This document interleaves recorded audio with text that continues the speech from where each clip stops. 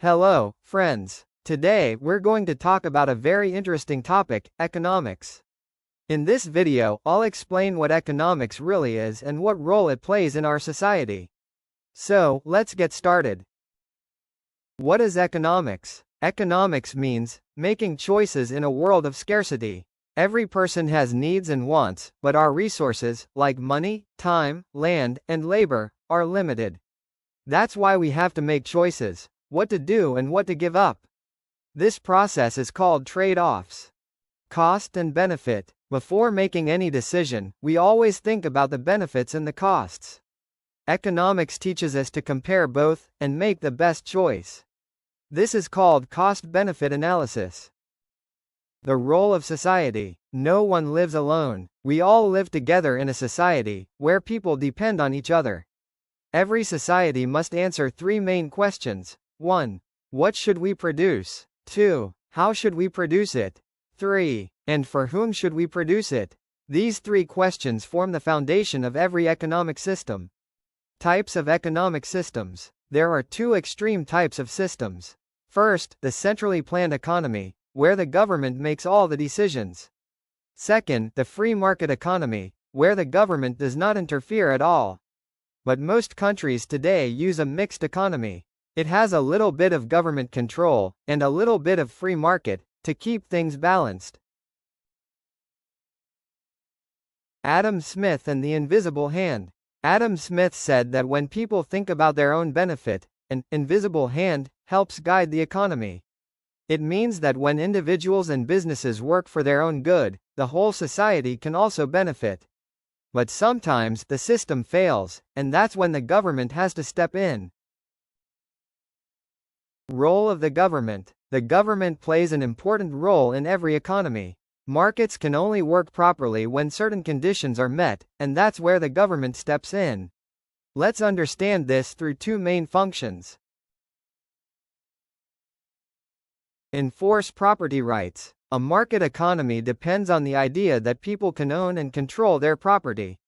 For example, if you own land, a shop, or a business, you have the right to use it, sell it, or rent it.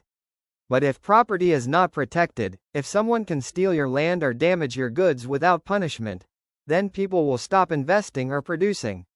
That's why one of the government's main jobs is to enforce property rights through laws, police, and courts.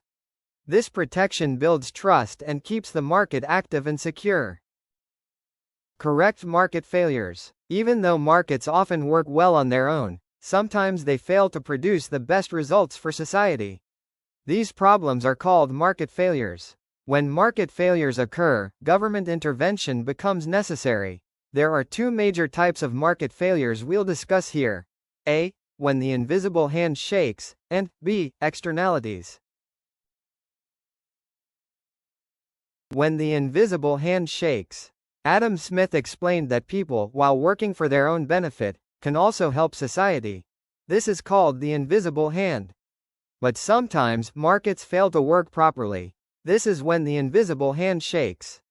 It happens in cases like monopolies. One company controls the market and raises prices. Public goods, like street lights or national defense, which private markets ignore. Information problems, when buyers and sellers don't have equal knowledge. In such cases, the government steps in to make rules, control monopolies, or provide public goods. Externalities. Another common type of market failure happens when a person's or company's actions affect others who are not directly involved in the transaction. These are called externalities. There are two kinds. Negative externalities. These occur when someone's action harms others. For example, a factory that pollutes the air affects nearby residents. The government can fix this by placing taxes, setting pollution limits, or making laws to protect public health. Positive externalities. These occur when someone's action benefits others. For example, when you get an education, it not only benefits you, but also makes society more productive and informed. The government can encourage such actions by providing scholarships or subsidies. And that brings us to the end of today's video. We've learned how economics explains externalities, how some actions can harm others, and how some can benefit society as a whole. In the next video, we'll go a step further and explore three important topics that come right after this: how governments deal with inequality, how they balance efficiency, and how these ideas shape real-world economic policies. So make sure you don't miss that one. If you found this video helpful, don't forget to hit like, subscribe to the channel, and turn on the bell icon, so you'll be notified as soon as the next lecture is up.